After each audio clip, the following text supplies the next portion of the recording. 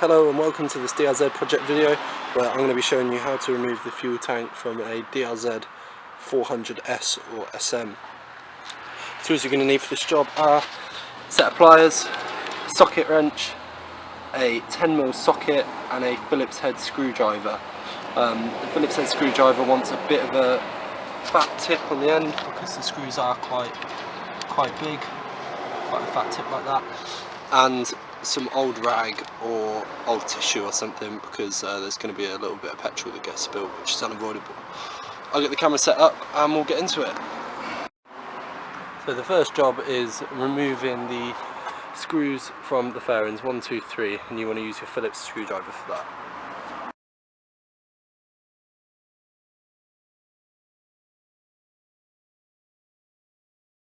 The next step is taking the seat off, and that requires removing 2 10mm bolts from either side of the seat, which I'll show you now.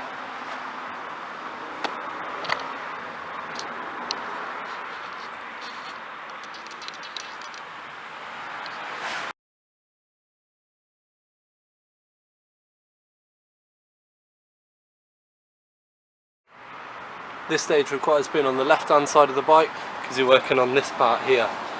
And to make this easier, if you kind of just turn the handlebars to the right, and it sits the bike up a little bit and exposes this area here, which we're working on next. Looking at this fuel tap here on the left hand side of the bike, you're going to need your pliers, and we're going to be pincing this bit in here to pull the fuel tube off, which feeds into the carburetor. Take your pliers, and this is where your used rag or old kind of garage tissue comes into play. Pack the garage tissue or rag around this area. Take your pliers, clamp down on this part of the clip here and ease the clip off like so, and now it's nicely off.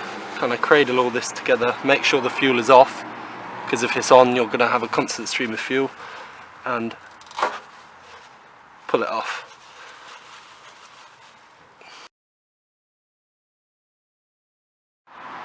Now you've got the seat off, you need to remove these 2 10mm bolts from here.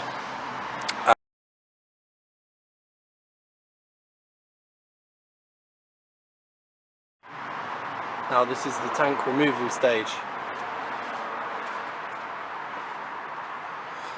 Take a grip at the top of the tank like so, and take a grip at the bottom and kind of wiggle the tank off a little bit, and just wiggle it backwards until it's free, and then kind of lift it up and away.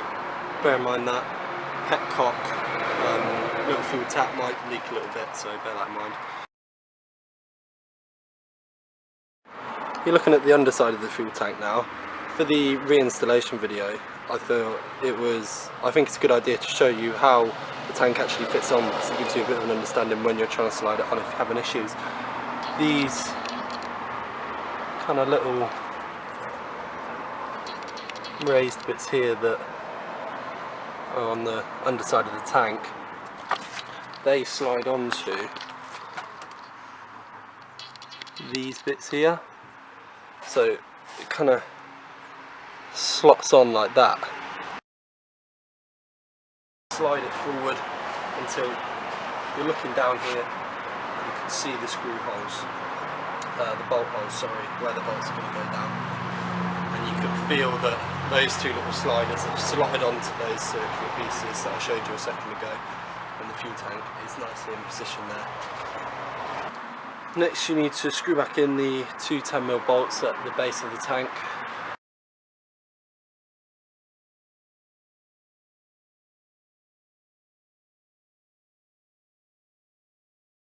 The reason they go in before reapplying the fuel hose onto the petcock, the fuel tap, is because to put the fuel hose back on and put the clamp back on, there's quite a lot of upward pressure, and if you haven't got these bolts installed, then you'll just push the tank up and you'll take it out of where it's nicely seated. So the next stage is reinstalling that fuel hose.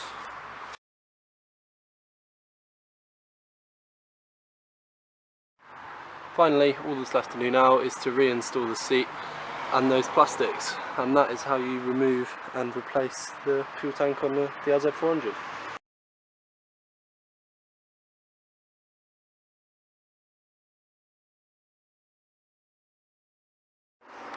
Thanks for watching. It's been DRZ Project here today. If you like the video, give it a thumbs up if you find it useful. Give it a subscribe to the channel if you want to see some more and just give some support really. Comment any questions you got. Cheers.